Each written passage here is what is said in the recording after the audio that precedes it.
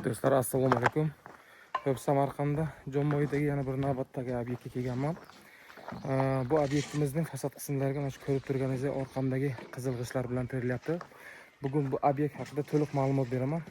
Videoni ko'rishdan oldin bitta like bosib qo'yib, kanalga obuna bo'lib qo'ysangiz agar mana shunaqa yangi qilayotgan obyektlarni videolarini qo'yib ketamiz.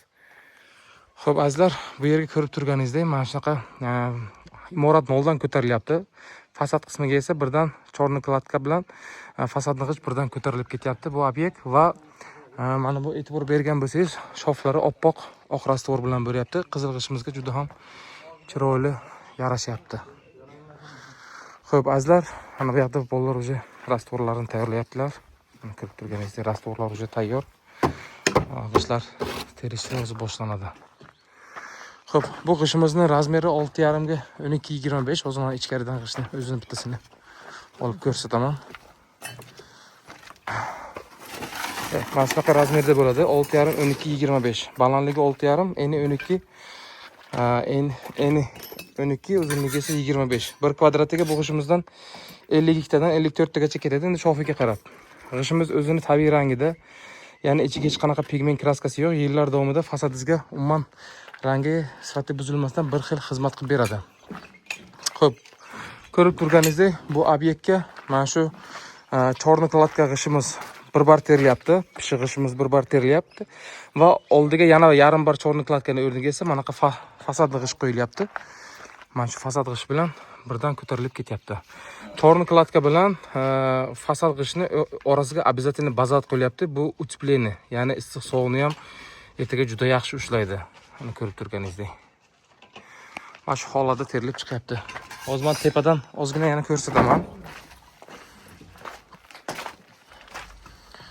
Bismillah. Xo'p, mana bu podveslarni ko'rib turibsiz agar. Ustoz, buni har necha qatorga qo'yapsizlar? Har 4 qator, 5 qatorga, ko'pchilik 3 qatorga ham qo'yadi. Ya'ni bu mana shu podveslarimiz mana bu chorni kladka g'ishtimiz bilan sviyaska bo'lib ketadi birdan. Hozir yaqinroqdan ko'rsataman. Mana ko'rib turganingizdek, mana shunaqa chorni kladka bilan sviyaska bo'lib ketaveradi fasad g'ishti. Ya'ni 3-4 qator g'isht teriladi. Oldida birinchi, keyin orqasidan esa mana shunaqa chorni kladka bilan ko'tarilib chiqib, bu bilan bir xil qilib chiqarib ketaveradi. Rastvorlarimiz tayyor mana. Inshaalloh. Ustobo, ko'pchilik YouTube'da bizlardan anonni so'raydi-da, narxlari haqida so'raydi. Mana shu terayotgan g'ishtlaringizni hozir kundagi narxi qanaqa kvadratga, donaga bo'lyaptimi?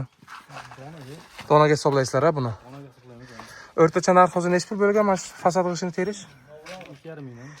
2,5 mingdan endi u yog'i ketadi. Joyiga qarab, sloznisiga qarab, fasonlari nima bo'lsa, baland bo'lib ketaveradi. 3,5 minggacha donasi. Qani ko'rib turganingizdek, chorni g'isht qanaqa bo'lyapti terishi? Bu narxi 1000 so'mdan. Donasi 1000 so'mdan terilyapti, ha? Отдельно. Utiblit отдельно hisoblanadi, ha? Permichkalar отдельно narxda bo'ladi. Permichkalar, ya'ni mana shu eshik derazalarning oldi u metrga hisoblanadimi? Shu metrga hisoblanadi. Metrga hisoblanadi. Ko'rib turganingizdek, hozirgi kundagi narxi shunaqa bo'lyapti. Xo'p, g'ishtning narxiga keladigan bo'lsak, do'stlar, g'ishtlar hozirgi kunda ozgina qimmat bo'lgan, chunki anaqa boyagi logistikamiz, ya'ni g'ishtlarni olib kelishimiz hozir Turkmanistondan sal qiyin bo'lyapti. Yo'l kiroq juda ko'tarilgan. O'shaning hisobiga bu o'zimiz g'ishtimiz donasi 4000 so'm edi. Hozirgi kunda где-то 6000 atrofiga. Yana to'liqroq ma'lumot olish uchun pastga raqamlar qo'yaman. O'shanga agar bog'lansangiz agar.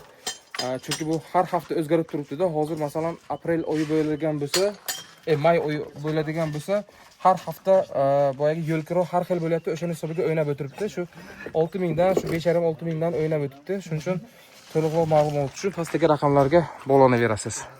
Hozir ustoboni bir ikkita g'isht qo'yganlarni ko'ramiz yana. Yurvaga ko'tarib.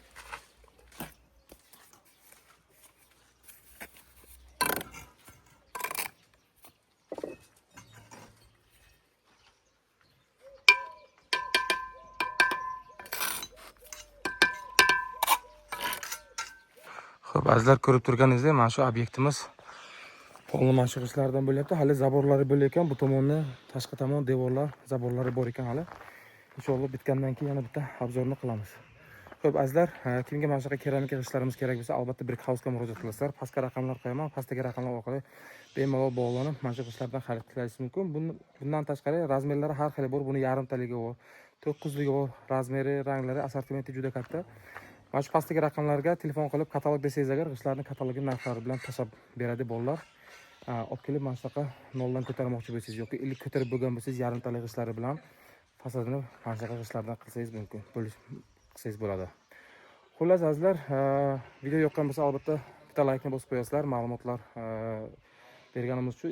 Keyin manaqa videoni esa qurilish qilmoqchi bo'lgan, hovlini ko'tarmoqchi bo'lgan, fasad qilmoqchi bo'lgan do'stlaringizga tashlab qo'ysangiz, mana shu g'ishtlardan olib ular ham ishlatadi.